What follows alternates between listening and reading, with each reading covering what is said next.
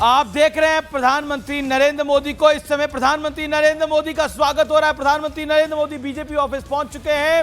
Viewers, मैं हूं अमीश देवगन और आप इस समय देख रहे हैं बहुत बड़ी प्रचंड जीत के बाद प्रधानमंत्री नरेंद्र मोदी भारतीय जनता पार्टी के दिल्ली हेडक्वार्टर में इस समय पहुंचे हुए हैं। ये लाइव दृश्य आप देख रहे हैं। हमारे साथ मनोज सिंह है। मनोज सिंह, इसके क्या मायने हैं, बताइए जरा।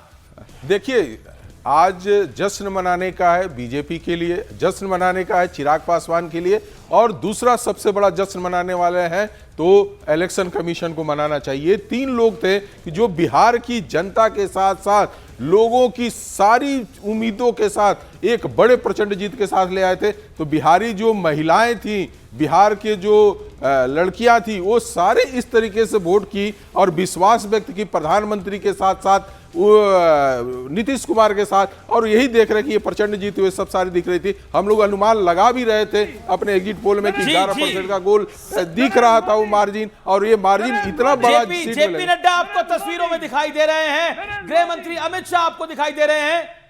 ये देखिए कैसे कमल अपने झंडों को बीच में लहरा रहे हैं। सत्यप्रकाश मिश्रा, वोट चोरी का कैंपेन फेल हो गया पूरी तरह से। वोट चोरी का कैंपेन फेल नहीं, ध्वस्त हो गया, मिट्टी में बर्बाद हो गया।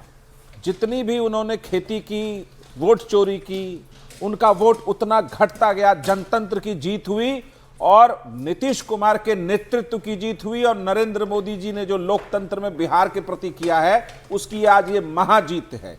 जो बिहार की जनता और महिलाओं ने खासकर जो भरोसा दिया इस सरकार को, ये समझिए आने वाला 5 साल बिहार में स्वर्णिम युग का इतिहास। इतना बुरा हाल होगा तेजस्वी यादव का, अपनी सीट के लिए मशक्कत करना पड़ेगा, ऐसा कैसे? मैं कहता था किसी से कि तेजस्वी भी हार सकते हैं, तो लोग कहते थे क्या बात कर रहे हैं आप। मैंने कहा बहुत बड़ा एंटी इनकम्बेंसी उनके अपनी सीट पर है, बड़ी मशक्कत से वो आगे निकले हैं वहां। और देखिए, राजद गठबंधन ने जो छलावा परोसा था और उनके प्रति जो नकारात्मक एक कैंपेन चलाया बिहार में, छठ माता को एक तरह से अभद्र टिप्पणी की राहुल गांधी जी ने, और तरह तरह से कट्टा राज। और ये देखिए प्रधानमंत्री नरेंद्र मोदी भी अपना गमछा घुमा रहे हैं कार्यकर्ताओं के साथ। भारतीय जनता पार्टी के लिए बहुत बड़ा दिन। अरुण सिंह बीजेपी के जनरल सेक्रेटरी आपको यहां पर दिख रहे हैं। भारत माता की जय के नारे प्रधानमंत्री मोदी इस समय पहुंच चुके हैं। चलिए अपने कार्यक्रम को शुरू करते हैं। नमस्कार व्यूअर्स, नमस्कार व्यूअर्स, मैं हूं अमीश देवगन। नमस्कार व्यूअर्स, मैं हूं अमीश देवगन। एक होती है जीत, एक होती है प्रचंड जीत, और फिर होती है सुनामी जिसका असर बिहार में साफ दिख रहा है।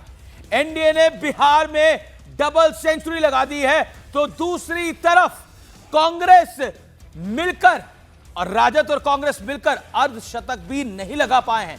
यह 2010 के बाद बिहार में सबसे बड़ी जीत है। 2010 में एनडीए को बिहार की 243 सीटों में से 206 सीटें मिली थी, जो इस गठबंधन का अब तक का सर्वश्रेष्ठ यानी सबसे बड़ा रिकॉर्ड है। और इस बार भी एनडीए इस नंबर के काफी करीब पहुंच गया है, 205 के आसपास पहुंच गया है। लेकिन सवाल है कि बिहार में एनडीए को इतनी प्रचंड जीत क्यों मिली है? इसके कई फैक्टर हैं जिनका आज मैं विश्लेषण भी करूंगा। लेकिन एक बात तो तय है कि बिहार की जनता ने प्रधानमंत्री पर, मोदी पर किए हुए निजी हमलों को बेहद गंभीरता से लिया है, और विपक्ष को इसकी भारी कीमत चुकानी पड़ी है।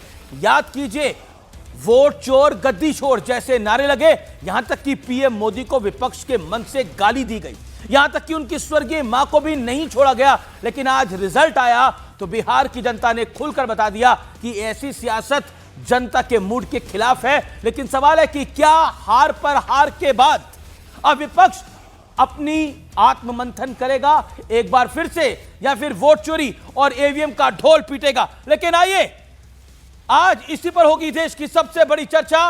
और बीजेपी ऑफिस से लाइव आप इस समय देख रहे हैं। लेकिन मेरे साथ कौन कौन है? शाहनवाज हुसैन है, फॉर्मर कैबिनेट मिनिस्टर, उनका अभिनंदन है। मेरे साथ इस चर्चा में संतोष भारती हैं, फॉर्मर मेंबर ऑफ पार्लियामेंट हैं, वरिष्ठ पत्रकार हैं, उनका अभिनंदन है।